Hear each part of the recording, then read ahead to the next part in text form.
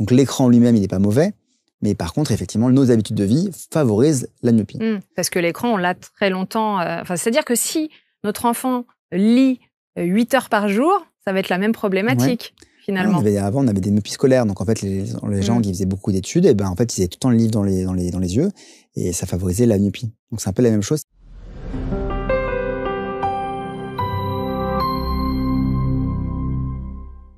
Bonjour et bienvenue sur ABC Talk dans l'émission « Et si on papotait ?» Alors, au sujet de nos papotages d'aujourd'hui, on va parler de vos yeux. Vos yeux sont précieux. Si je vous dis cataracte, astigmatisme, eh bien, on va parler de tout cela avec le docteur Aïe. Alors, du vrai nom, docteur Igal Boujna. On est bien d'accord? On est bien d'accord. Bonjour, merci d'être là parmi nous. Merci pour l'invitation. Merci beaucoup. Donc, docteur Aïe, c'est le nom que tu as sur les réseaux sociaux. Oui, je cherchais un nom sympathique. Original. C'est la mode d'avoir un nom en anglais. Je me suis mis Aïe. Voilà. Non, mais c'est très bien. Docteur Aïe, au moins, on a compris de quoi on parle. Tu as 38 ans, tu es ophtalmologue à Lyon, spécialiste en chirurgie de cataracte, ça tombe bien, on va en parler, et chirurgie réfractive. Tu as fait tes études de médecine internat et assistanat à Lyon, c'est bien ça, installé en libéral depuis 7 ans, c'est ça à peu près. Hein. Et tu as créé un centre de chirurgie réfractive à Lyon. Bon, on en reparlera peut-être après, mais en tout cas, tu as créé ce centre. J'ai une première question, on se pose beaucoup de questions. Moi, la première, c'est quand on me dit t'es astigmate mais un peu myope et puis un peu presbyte, c'est quoi tout ça? Qu'est-ce qui est quoi? Dis-moi tout. Alors, les deux défauts de vision principaux, c'est la myopie et l'hypermétropie. Donc, soit ton œil il est trop grand, c'est la myopie, soit ton œil il est trop petit, c'est l'hypermétropie. L'œil, alors je vais te couper, l'œil entièrement, tu ne parles pas que d'une partie de l'œil, d'accord. C'est tout l'œil et éventuellement la cornée. Donc la cornée, c'est la partie transparente de l'œil. Et l'image, soit elle se forme en avant de la rétine, donc là c'est la myopie, ton œil il est trop grand, donc l'image elle se forme en avant. Soit elle se forme en arrière de la rétine, ça c'est l'hypermétropie. Donc un œil trop petit ou une cornée qui va être pas assez puissante et l'image elle va se former en arrière de la rétine. Ah, attends, tu es en train de me dire, parce qu'on n'est pas...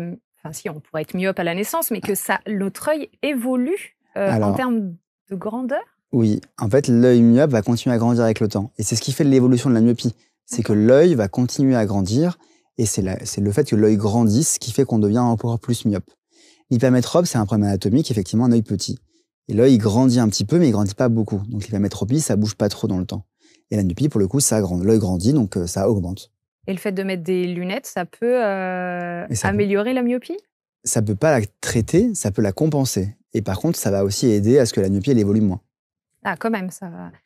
Là, je suis bouche bée parce que j'étais persuadée que l'œil était un organe qui ne bougeait jamais. J'avais même entendu parler, je prends des pincettes, avec du fait que nos yeux sont ceux qu'on a à la naissance, même en termes de taille, et qui n'évoluent jamais. Non, nos yeux sont plus petits. Nos yeux sont plus petits quand on est petit et ça grandit un petit peu avec l'âge.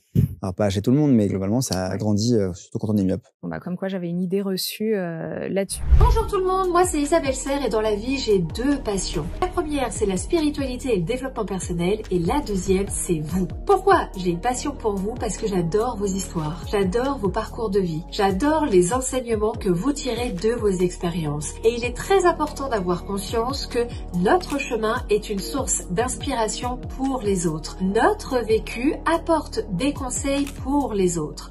Nos échanges, nos partages nous aident à pouvoir créer notre propre chemin. Et c'est là où je rentre en jeu parce que je vous propose un nouveau format. Ce format, c'est la libre antenne. Lors de cette libre antenne, on va échanger ensemble. Vous allez me présenter votre problématique, votre défi et je vais, à mon échelle, vous apporter des conseils et des pistes de réflexion pour que vous puissiez découvrir vos trésors intérieurs, pour que vous puissiez prendre des décisions pour et par vous-même.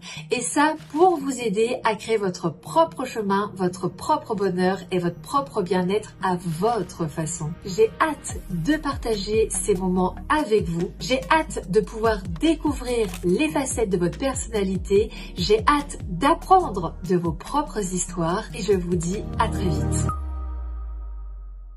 Il y a aussi, d'ailleurs, je vois des enfants, souvent, enfin pas souvent, mais parfois, qui ont un œil souvent caché, une espèce de gros pansement sur l'œil.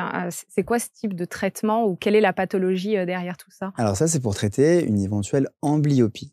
En fait, quand on a un défaut de vision, quand on est petit, si on ne le corrige pas, ce défaut de vision, eh ben, on peut avoir une vision qui peut rester limitée. Le cerveau annule une partie de l'image. Et on appelle ça l'amblyopie.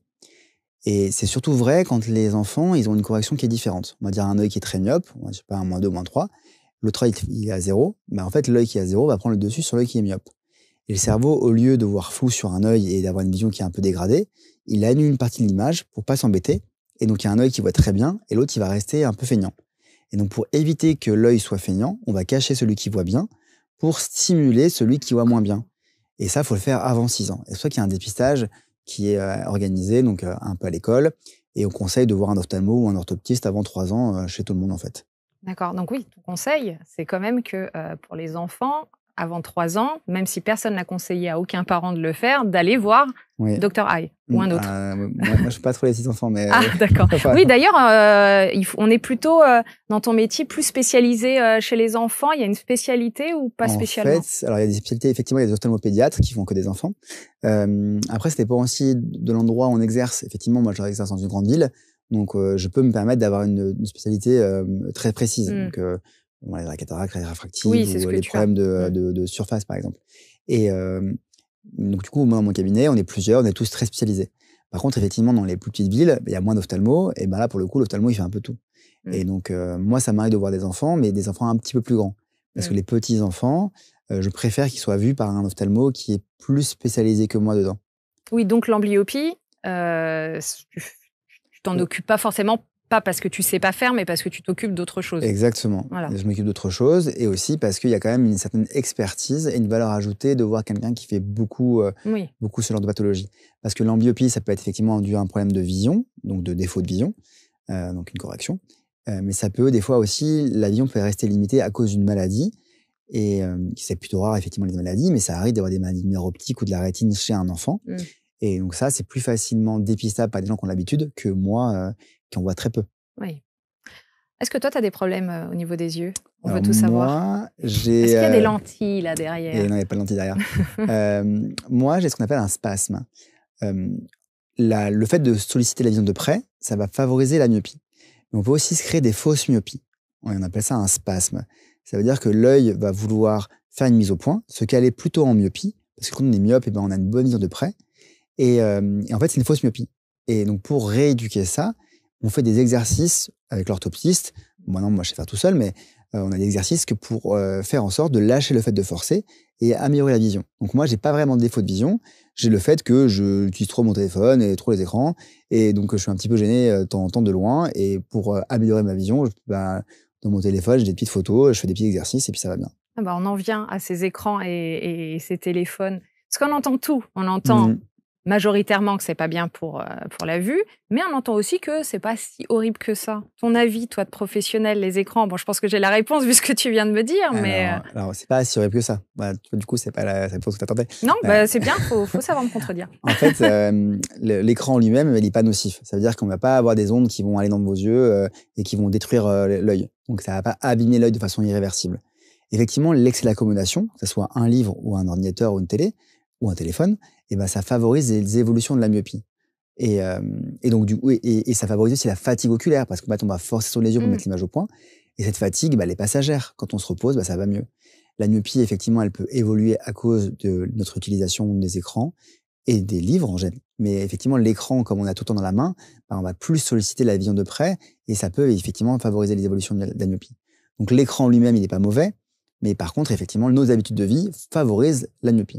Parce que l'écran, on l'a très longtemps... c'est-à-dire que si notre enfant lit 8 heures par jour, ça va être la même problématique, finalement. Avant, on avait des myopies scolaires. Donc, en fait, les gens qui faisaient beaucoup d'études, en fait, ils avaient tout le temps le livre dans les yeux, et ça favorisait la myopie. Donc, c'est un peu la même chose. C'est l'excès d'accommodation qui favorise l'évolution de la myopie, et pas l'écran, la technologie en elle-même. Oui, pas la technologie. Par contre, la lumière bleue... ça, c'est pareil. Vas-y, dis-nous tout. Donc, la lumière bleue n'est pas...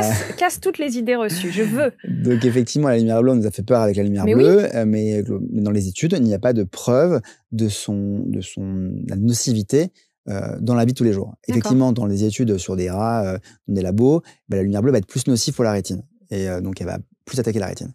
Il faut savoir que la lumière bleue des écrans, elle est 500 fois moins puissante que la lumière bleue du soleil.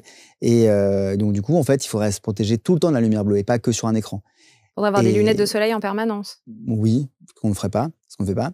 Et l'autre chose, c'est que dans les études, quand on compare le fait de filtrer le bleu et de ne pas filtrer le bleu, il n'y a pas de différence par rapport à l'utilisation des écrans, à la fatigue, etc.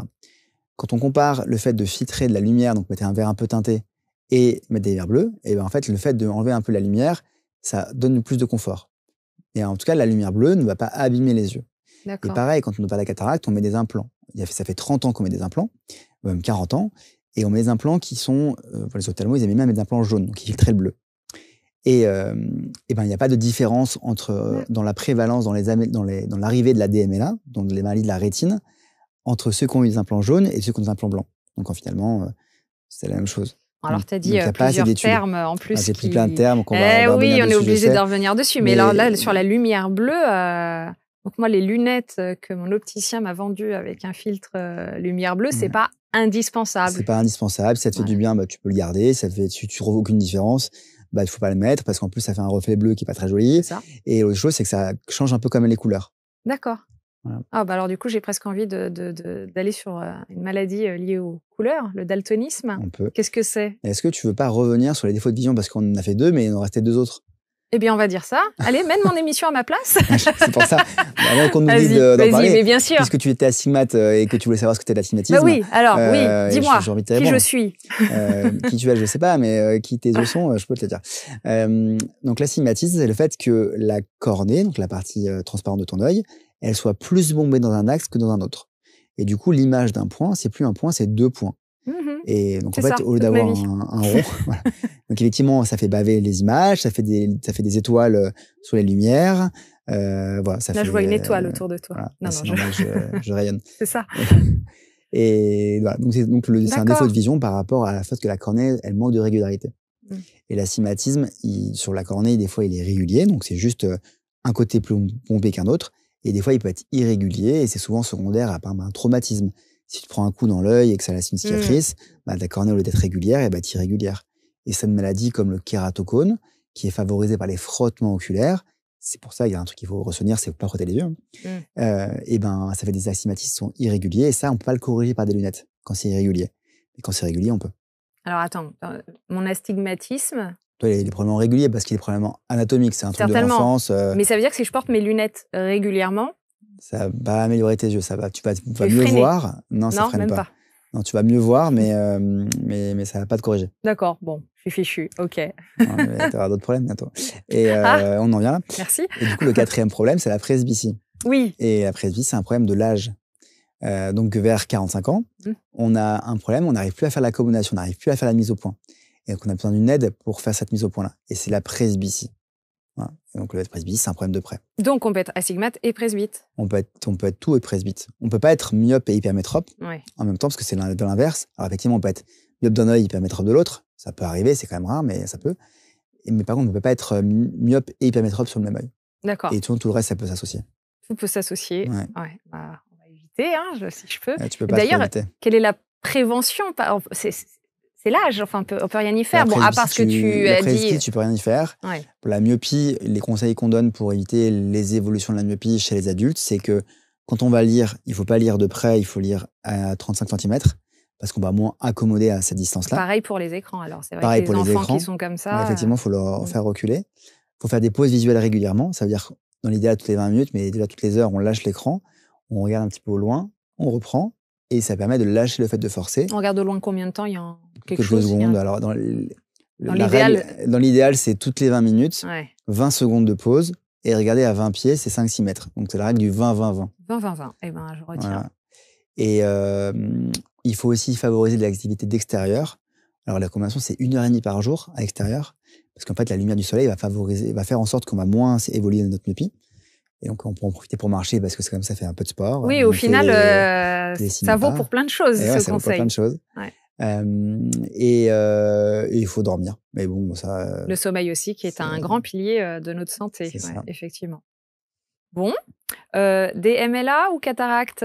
Ce que tu veux. DMLA. Déjà, dis-moi ce que veut dire cet acronyme. Et donc, ça veut dire dégénérescence maculaire liée à l'âge. Donc, DMLA. Donc, c'est une maladie, c'est la maladie qui fait plus devenir aveugle dans les pays développés. Donc, c'est une maladie de la rétine. La rétine centrale, elle va mourir. La principale cause, ce sont des vaisseaux qui sont pas normaux, qui vont pousser sur la rétine et qui vont abîmer la rétine. Il y a 2 formes de DMLA, la sèche et l'humide. Dans l'humide, c'est les néovaisseaux là qui poussent et qui font de l'eau sur la rétine qui l'abîment.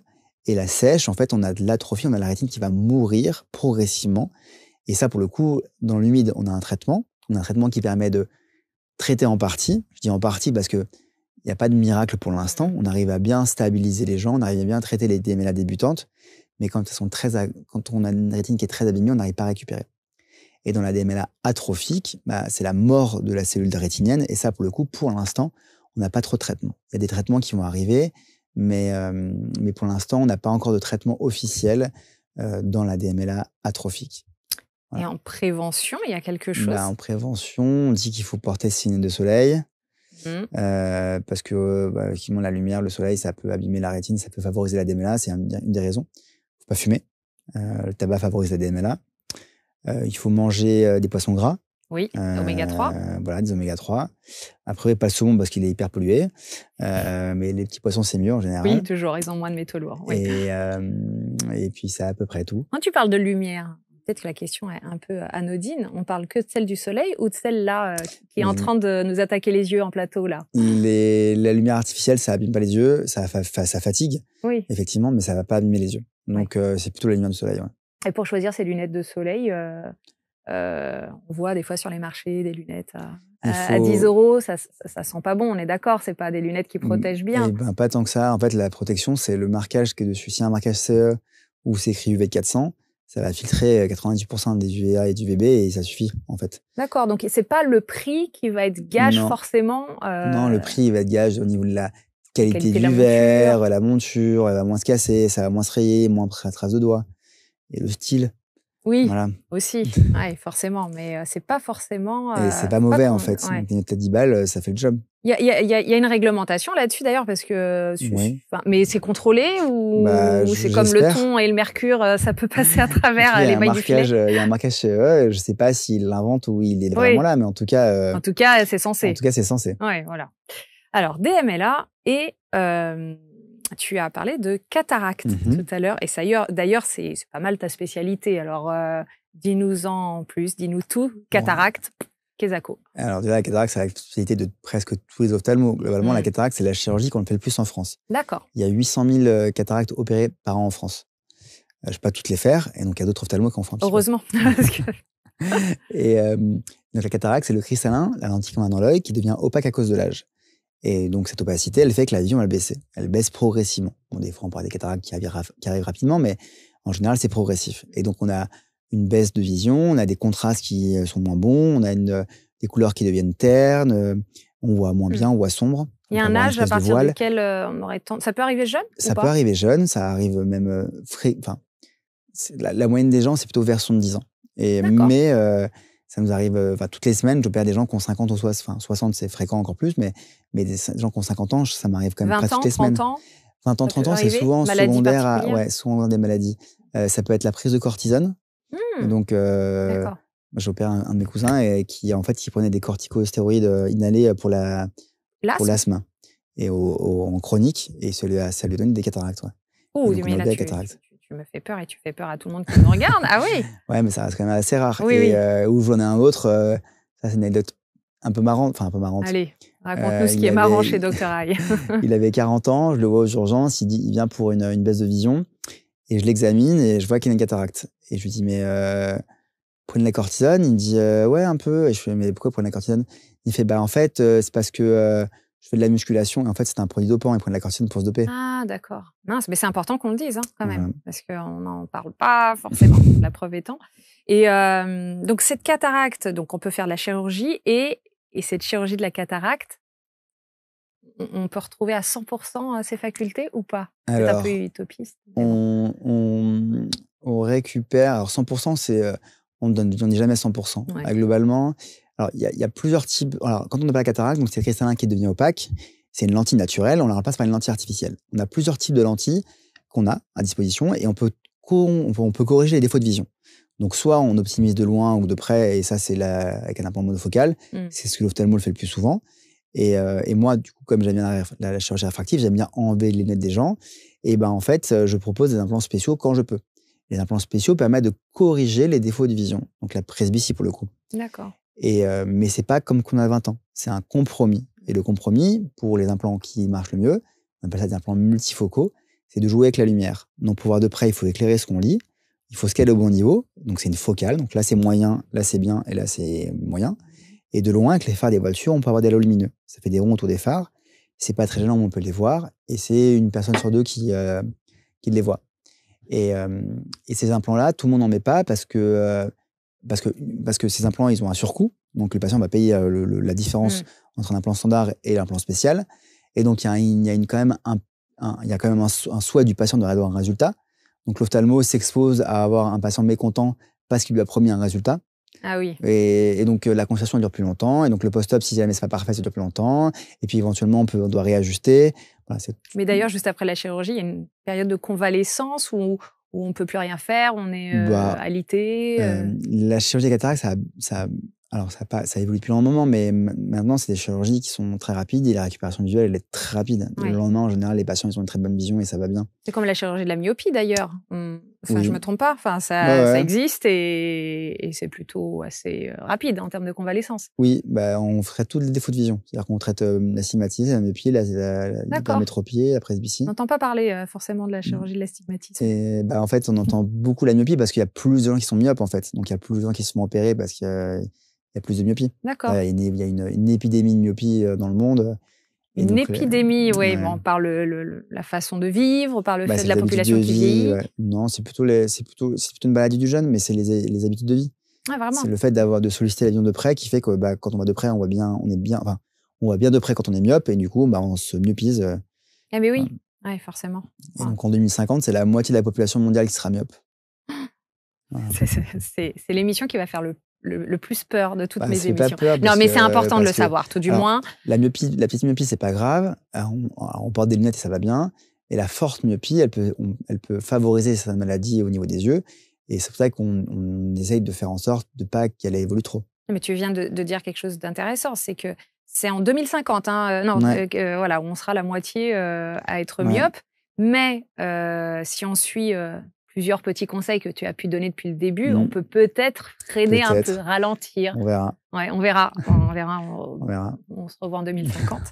Bon, allez, on va parler de daltonisme. Daltonisme, très bien. Qu'est-ce que c'est? Bon, moi, je crois qu'il y a une histoire de couleur. Alors, le daltonisme, c'est une maladie génétique qui fait que la perception des couleurs, elle est altérée. Souvent, c'est sur l'axe rouge-vert, c'est-à-dire qu'on confond le rouge et le vert. D'accord. Et on va avoir des couleurs qui sont plutôt ternes et en fait, on va avoir du rouge et du vert, plutôt un vert un peu pâle. Et c'est un problème génétique, c'est souvent lié au chromosome X. Ça veut dire que c'est plutôt les hommes, mais c'est pas que les hommes. C'est très fréquent. On estime entre 6 et 8% de la population mondiale qui est daltonienne.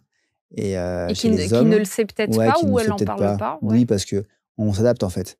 Si on nous a montré que c'était le vert et que c'était le rouge, ce qu'on appelle vert, c'est vert, sauf si on le voit, même si on le voit autrement. Voilà. Exactement. Ce qu'on appelle vert, c'est vert, et même si on le voit autrement.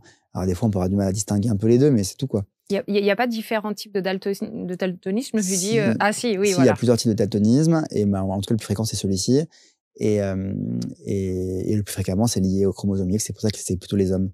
Et les femmes, c'est 0,5% de la population. Il suffit qu'un seul des deux parents ait le chromosome ou il faut que les deux. Est-ce que tu sais ça? Pour l'homme, oui. Ouais. Parce qu'en fait, c'est lié à l'X. Ah ben oui, du coup, si c'est lié à l'X comme l'homme, c'est XY. L'homme, s'il a le X, il est fichu. Et la femme, il faut qu'elle ait les deux X. Voilà. Donc, il y a plus d'hommes qui sont daltoniens. Voilà, c'est QFD. Et il existe même des lunettes, j'ai cru voir ça, pour corriger le daltonisme. Est-ce que ça marche? Est-ce que c'est utile?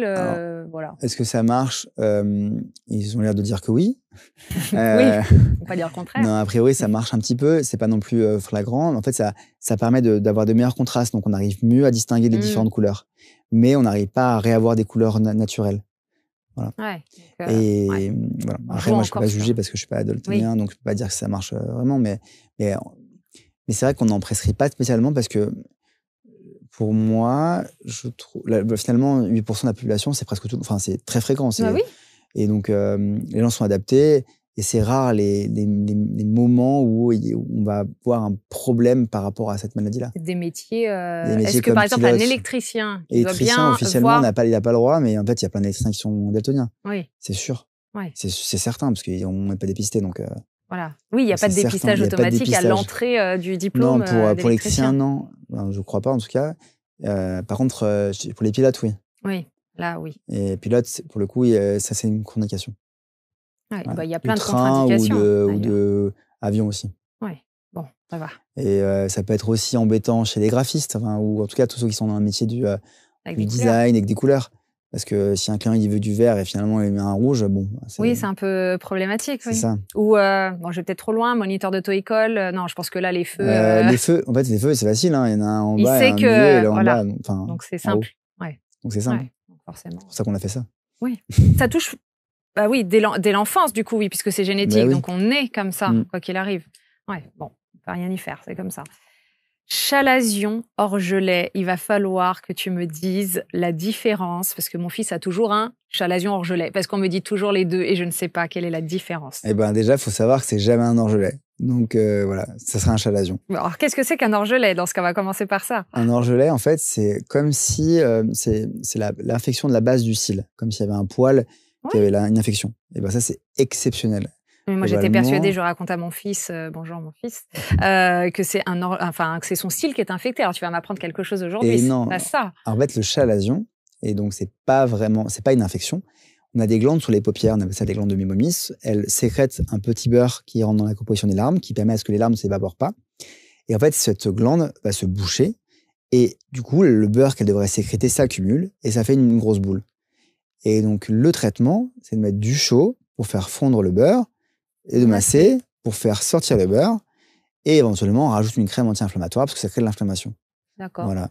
Ok. Et c'est tout le temps ça. D'accord. Des orgelets. Du coup, je fais pas mal de réseaux sociaux, donc du coup, il y a plein de gens qui me disent j'ai un orgelet, et à chaque fois je dis c'est pas un orgelet. Et tu fais une vidéo là-dessus parce que je pense que ça va être révolutionnaire. J'en fais tout le temps. mais donc du coup, j'ai demandé aux autres ophtalmos et en fait, quasi personne n'a vu un orgelet. Ouais. Beaucoup. Ah oui, d'accord. J'y suis pas du tout. Il faut que je corrige auprès de mon fils. Non, mais c'est parce que l'orgelet, c'est rentré dans le langage commun. Terme. Ouais. Chalazion, on l'entend beaucoup moins d'ailleurs. On entend moins chalazion. On commence à l'entendre un peu plus, grâce au réseau, je pense. Mais orgelet, c'est dans le langage commun. Donc, et puis les remèdes de grand-mère, c'était par rapport à l'orgelet.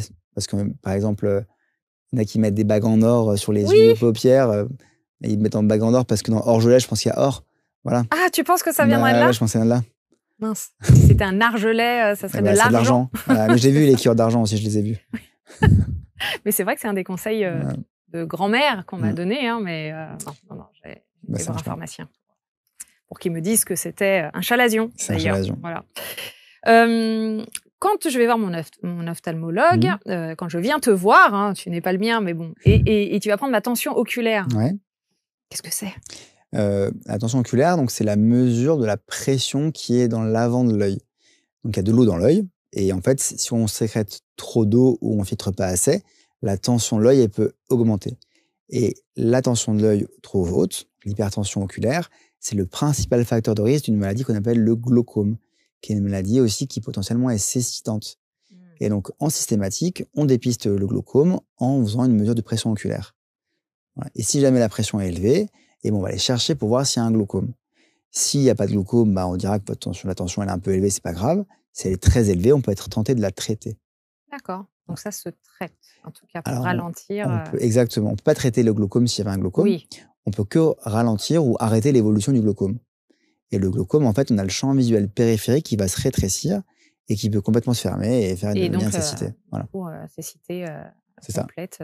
Il n'y a pas de technologie actuelle, à ta connaissance, qui permet pour une personne aveugle de voir un peu? Alors, il y a des trucs, il n'y a pas encore de trucs miracles. On a des rétines artificielles, on a des greffes de rétine aussi. Quand même. On a des cellules souches. Pour l'instant, on arrive des fois à un peu gagner quelques dixièmes, genre 1 ou 2 max. Ouais, Après, sur des maladies qui sont très spécifiques, et pour l'instant, c'est vrai qu'on est en phase d'études. Et il y a aussi la thérapie génique qui semble être prometteuse. Voilà. Mais pour l'instant, on est quand même dans les phases d'études. études qui sont compliquées d'accès parce qu'il y a eu plein de scandales avec certains médicaments et voilà. Et en France, c'est vrai que c'est compliqué les études cliniques sur ces domaines-là. Donc c'est compliqué. Il doit y avoir 2 centres en France qui font. Puis il y en a 5 personnes qui ont été greffées ou traitées. C'est le bout du monde, quoi.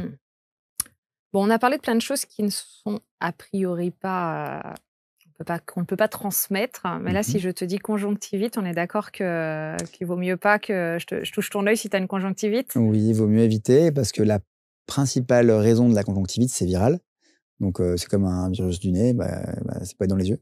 Mais qu'est-ce qu'il fait là, ce virus? Il arrive d'où? C'est arrive de sur l'air. des surfaces? Ça peut être effectivement les surfaces, ça peut être dans l'air. Ça peut être l'air, c'est-à-dire sans forcément... j'ai pas eu forcément besoin de me toucher l'œil pour avoir une conjonctivite. Ça peut être le virus, il est là et puis il est rentré? Oui, parce qu'en fait, il y a des virus qui se transmettent par les postillons dans l'air. D'accord. J'étais persuadée qu'il fallait l'amener quand même. C'est encore pire. Seul, Donc, il arrive, il se pose et il nous fait quoi? Il se pose, il fait de l'inflammation, parce que conjonctivite, ça veut dire inflammation de la conjonctive. Et donc, cette inflammation de la conjonctive, elle peut être infectieuse, donc virale ou bactérienne. Bactérienne, c'est très rare. Elle peut être aussi allergique. Ça, pour le coup, c'est aussi assez fréquent. C'est vrai. Et des fois, il peut y avoir d'autres causes.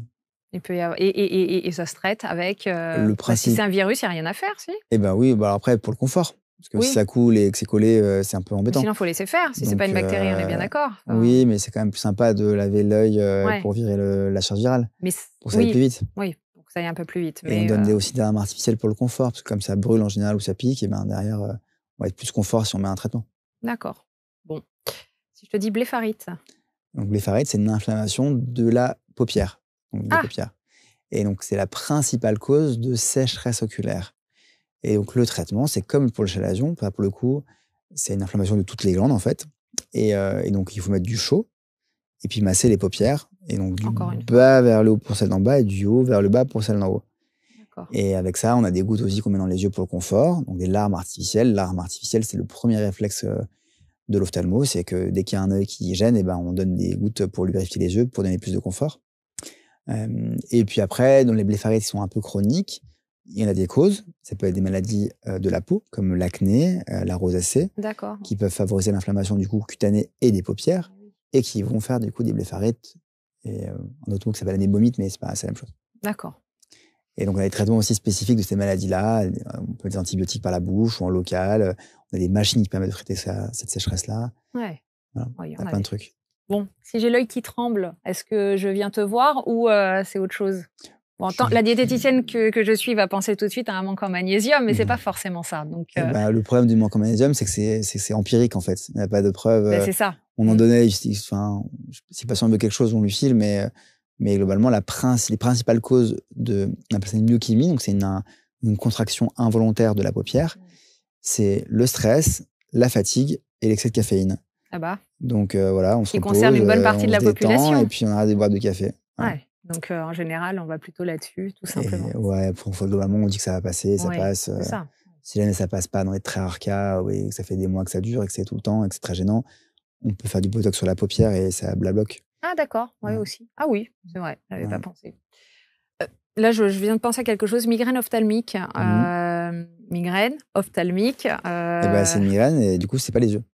Donc, on peut avoir des symptômes oculaires et donc souvent, c'est des auras migraineuses, on appelle ça. Et une aura, ça peut être, par exemple, kaléidoscope, ça peut être des flashs lumineux, ça peut être aussi une vision qui se trouble complètement. Et ça peut être suivi ou pas de douleurs à la tête. Et donc, c'est un symptôme neurologique, c'est pas un symptôme oculaire.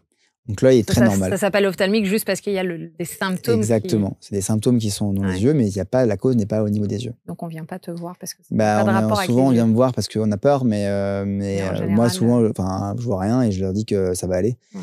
Et après, si c'est quelque chose de nouveau, on aime bien faire une imagerie cérébrale de principe. Et si c'est quelque chose de récurrent, sauf s'il a une migraine atypique, on ne va plus refaire d'image. Ce qui est intéressant dans ce que tu as dit, c'est que la migraine ne fait pas forcément mal à la tête. Tu as dit on peut avoir le symptôme, mais là c'est un autre sujet, la migraine, mais effectivement, on peut ne pas avoir mal et souffrir d'une migraine. C'est ça. Et avoir des fois des symptômes neurologiques, des paresthésies, par exemple, des douleurs, des sensations au niveau des membres. Ça peut être aussi digestive. Il y a plein d'auras. Bon, alors, imaginons que je fasse du bricolage. On va vraiment imaginer, parce que c'est pas vraiment mon fort. Je fais du bricolage et hop, je suis en train de poncer, j'ai reçu un morceau de bois dans l'œil. Quel est le réflexe? Est-ce que je viens te voir ou j'ai quelque chose à faire? Bon, mon premier réflexe, c'est d'aller à la pince à épiler et essayer de me l'enlever, mais... Ça dépend où est-ce qu'il est planté. S'il est planté dans la cornée, je sais pas si... pas dans la cornée, allez, on va le mettre ailleurs. Ouais, non. En fait, alors, ça dépend de la cinétique. Globalement, essayer de laver au sérum phi. Déjà, premier réflexe. On lave au sérum phi. Si on n'a pas de sérum phi, de l'eau, ouais, de l'eau, ça peut encore aller. Ça peut aller. Mais c'est mieux quand même le sérum phi. Mais en tout cas, on lave. Si le corps étranger il part, on est content. S'il part pas, effectivement, là, il faut aller consulter. Ouais, et je dis pas qu'il faut pas l'enlever, parce que si des fois tu l'enlèves et qu'il est il est pas dans un endroit où il a transpercé, si tu enlèves un corps étranger alors qu'il a transpercé, peut-être que l'eau qui est dans ton œil, elle peut avoir envie de sortir et ça favorise les infections. Ouais. Voilà. Mais en général, la cinétique, elle n'est pas trop importante. Les cinétiques, des choses qui sont importantes, c'est par exemple quand les gens ils vont casser du carrelage. En fait, quand on casse du carrelage, souvent, les morceaux de carrelage, ils sont biseautés et ça fait comme un silex. Et ça rentre vraiment beaucoup dans l'œil. Avec la cinétique en plus. Ouais. Et donc ça, c'est les cas de carrelage, ça j'ai toujours un peu peur. Le bois, en général, c'est pas grand-chose. On peut, cas le plus grave, devenir aveugle après avoir reçu un bout de carrelage. Enfin, un bout. Alors oui, on va dire oui, mais ça restera quand même exceptionnel en fait. On peut pas dire non parce que ça peut arriver, ou quand on perd quelqu'un et on peut perdre l'œil, même si c'est exceptionnel. Oui, bien sûr. Mais il faudrait qu'il n'y ait pas de chance. Alors après, des fois, si le corps étranger il est dans la cornée, dans l'axe visuel, et que ça crée de l'astigmatisme irrégulier, on peut perdre en qualité de vision, effectivement. D'où l'utilité de mettre des protections quand Exactement, il faut bien mettre des protections quand on fait des travaux. Bon, j'ai fait le tour de ce que je voulais te poser comme question. Est-ce que toi, tu as une maladie des yeux que dont tu aimerais parler là? Quelque chose dont on a pas mal fait le tour là. Je crois qu'on a fait le dictionnaire. Dont on n'a pas parlé, je pense que c'est le diabète. Qui est assez fréquent, et toi qui es diététicienne. Du coup, pour moi, c'était une maladie de la nutrition, mais qui a une conséquence. Tiens, je te laisse la dire, la conséquence sur les vaisseaux des yeux. Oui, donc le diabète, ça va occlure les petits vaisseaux, et donc dans les yeux, il y a plein de petits vaisseaux. Et donc, il faut faire un fond d'œil tous les ans pour vérifier qu'il n'y ait pas de souffrance au niveau rétinienne, parce que le diabète dans les yeux, ça ne fait rien jusqu'au moment où on voit plus rien. Et donc, entre-temps, si jamais on voit des signes de diabète dans les yeux, on a des traitements pour éviter le fait de perdre des yeux. Donc, une fois par an, au moins, on vient... Une fois par an, ça suffit. Bon, et en fait, on vient te voir au moins tous les ans, à partir du moment... Enfin, quand je dis c'est toi et tous tes collègues, bien évidemment. Moi, je peux voir tout le monde. Oui, bien sûr. Mais on vient vous voir... En vidéo, je peux faire ça, donc... Ah ouais. Mais on vient vous voir pour vérifier au moins une fois par an quand on est diabétique. Exactement. Voilà, c'est important de le dire. Une autre maladie sur laquelle tu aimerais faire de la prévention? Non, on a dit le kératocone, frotter les yeux, c'est vraiment un truc important. Oui, alors se frotter les yeux, il fallait que je revienne là-dessus quand même avant de te faire un petit jeu après. Il faut pas se frotter les yeux. En fait, faut éviter. On peut se frotter les yeux de façon ponctuelle, mais se frotter les yeux de façon chronique et de façon forte. Ou alors, il y a un truc aussi qu'il ne faut pas faire, mais ça, c'est dur à pas le faire. Mais si on dort sur le ventre avec les mains sur les yeux, pareil, ça appuie sur la cornée, ça favorise sa déformation. Ça, c'est vraiment important de savoir. Ça, c'est vraiment... Je suis pas sûre que beaucoup de monde soit au courant. On essaie de le répéter régulièrement, en tout cas, nous, dans nos vidéos de prévention. Voilà. Pour pas que ça arrive. Ouais, super. Bon, oui, tu aimes bien les jeux? Je vais te faire un petit jeu sur la fin de l'émission. Ça n'a rien à voir. C'est un Rubik's Cube? Non, pas du tout. Mais c'est un autre cube. C'est un autre cube, beaucoup plus gros. Ça n'a rien à voir avec ce dont on vient de parler. Ah, très bien. On va parler de toi. Okay. Donc, c'est le jeu du tu préfères. Tu vas lancer le cube et puis tu vas tomber sur tu préfères ça ou ça. Parce qu'on veut connaître Dr. Eye. On veut savoir comment il est. Alors, tu jettes. Ça. Ouais, tu vas voir. Tu jettes. Tu vas tomber. Enfin, tu jettes. Tu lances en l'air, tu rattrapes, pas trop. Et toutes les feuilles sont en train de tomber. Hop, t'es tombé. Je choisis ce que je veux? Non, j'étais là-dessus. Non. Allez, tu préfères... Alors, est-ce que je préfère être pauvre aux côtés de l'amour de ma vie ou être milliardaire sans jamais connaître l'amour? T'as un temps de réflexion. Hein. J'ai un temps de réflexion. La réponse qu'il faut attendre, c'est être pauvre aux côtés de l'amour de sa vie, non? C'est ça? Ah, mais moi, je veux la vraie. Vas-y, mais si tu as le droit, il faut que tu assumes. Si tu dis l'autre. Réfléchis. En fait, c'est dur parce que alors, je suis ophtalmo, donc je gagne ma vie, j'avoue, mais tu vois, quand on a connu effectivement un certain niveau de vie, un confort, c'est vrai que j'aurais du mal, en tout cas, je pense que j'en souffrirais de redescendre. Donc c'est dur d'y répondre. J'ai envie de dire 10 milliardaires, mais non, mais j'aime beaucoup ta sincérité. Hein. Voilà. Je peux comprendre que ça soit pas facile. Je sais que c'est pas immuable et que la réussite, elle peut être éphémère, mais en tout cas, c'est vrai que en y pensant, je pense que j'aurais du mal quand même à redescendre le niveau de vie. Ouais. Donc, je veux dire milliardaire, mais... Ouais. J'aime beaucoup ta passé sincérité parce SPM. que tout le monde n'aurait pas eu le courage de dire ça. Donc, merci encore. Merci d'avoir répondu à toutes mes questions. Moi, ça m'a beaucoup éclairé. J'espère que vous aussi. J'espère que ne serait-ce qu'une personne, on aura réussi notre mission aujourd'hui dans l'émission. Je vous dis à très bientôt sur ABC Talk.